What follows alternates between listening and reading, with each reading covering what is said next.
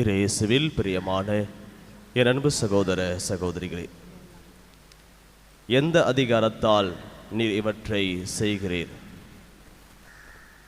நம்முடைய வாழ்க்கையில் பல்வேறு நிலைகளிலே அன்புக்கும் அதிகாரத்திற்கும் இடையே பல்வேறு போராட்டங்கள் நடந்து கொண்டிருக்கின்றன.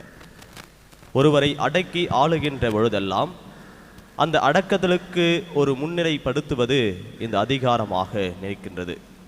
ஆனால் ஒருவரை நல்வழிப்படுத்த, ஒருவரை வாழ்வுக்கு இட்டுச் செல்ல, அல்லது ஒருவருக்கான எல்லா விதமான வழிகளை தருவதற்கு அன்பு என்ற அதிகாரம் முன்னிலைப்படுத்தப்படுகிறது.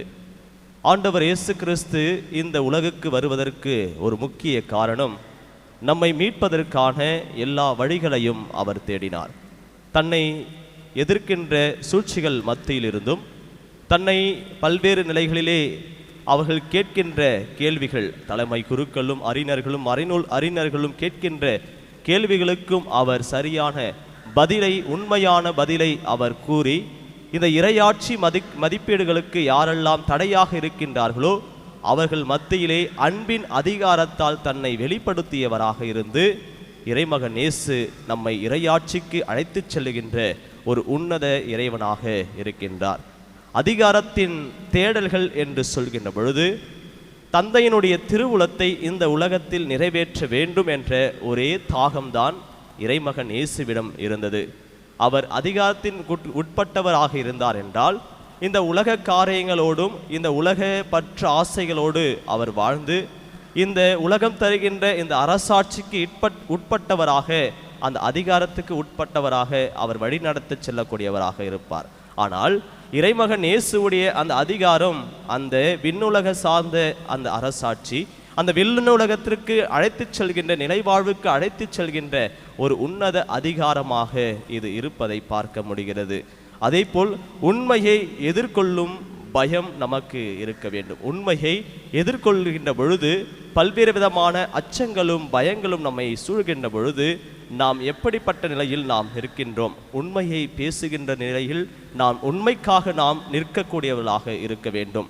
பொய்களை பேசுகின்ற இந்த மக்கள் மத்தியிலிருந்தும், போலியான வாழ்க்கை வாழுகின்ற மக்கள் மத்தியிலிருந்தும் நாம் விலகி உண்மை நோக்கி நாம் நிற்கின்ற பொழுது நம்மை ஒரு நாள் அந்த உண்மை நம்மை உயர்த்தி நிற்கக்கூடியதாக நிறுத்தும். அதைதான் இறைமகன் இயேசுவுடைய வாழ்க்கை முழுவதும் உண்மைக்கான நிலையில் நன்மை செய்து கொண்டேதான் அவர் இருந்தார்.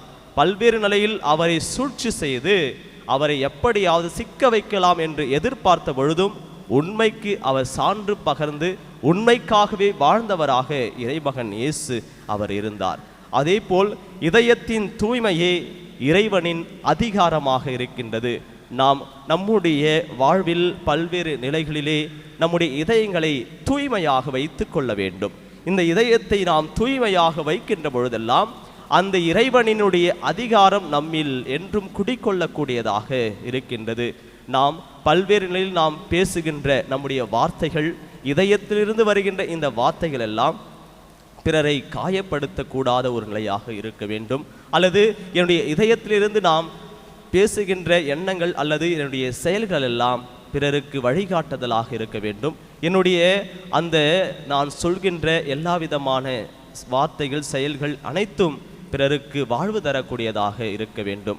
இந்த இதயத்தில் நாம் இறைவனை என்றும் குடிக்கொள்ள வைக்கின்ற பொழுது அந்த இதயம் இறைவனின் தூய்மையான இதயத்தோடு நம்மை ஒப்பிட்டு அந்த இதயத்தில் இறைவனை வைக்கின்ற பொழுது இறைவன் நம்மை அதிகாரம் செய்து நம்மை ஆளுகின்றவராக, நம்மை இறையாட்சிக்கு உட்படுத்துவராக, நம்மை என்றும் வழிநடத்தக்கூடியவராக இருக்கின்றார். அதையே இந்த திருப்பாடல் ஆசிரியர் சொல்கின்ற பொழுது, ஆண்டவரே என் உயிர் உம்மீது தாகம் கொண்டிருக்கின்றது என்றால், என்னுடைய உயிர் முழுவதும், என்னுடைய உயிர் மூச்சு காற்று அனைத்தையும், உடல் பொருள் ஆவி அனைத்தையும் உம்மிடம் நான் அர்ப்பணிக்கின்றேன் என்றால், நீர் பார்த்து கொள்ளும், நீர் என்னை வழி நடத்தும், நீர் என்னோடு இரும், எனக்கு எல்லாமே நீதாம் என்ற நிலையில் அந்த உயிரையும் இறைவனுடைய பாதத்தில் அர்ப்பணிக்கின்ற பொழுது இறைவன் நம் மீது என்றும் தாகம் கொண்டிருக்கின்றார், நம்மை வழி நடத்துகிறார் என்பதை நாம் ஒவ்வொரு நாளும் உணரக்கூடியவர்களாக இருப்போம்.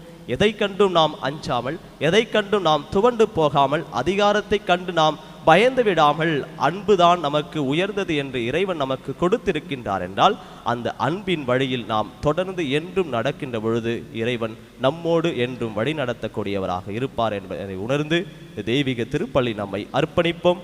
நல்லாய நேசு என்றென்றும் வாழ்த்த பெறுவாராக. ஆமேன்.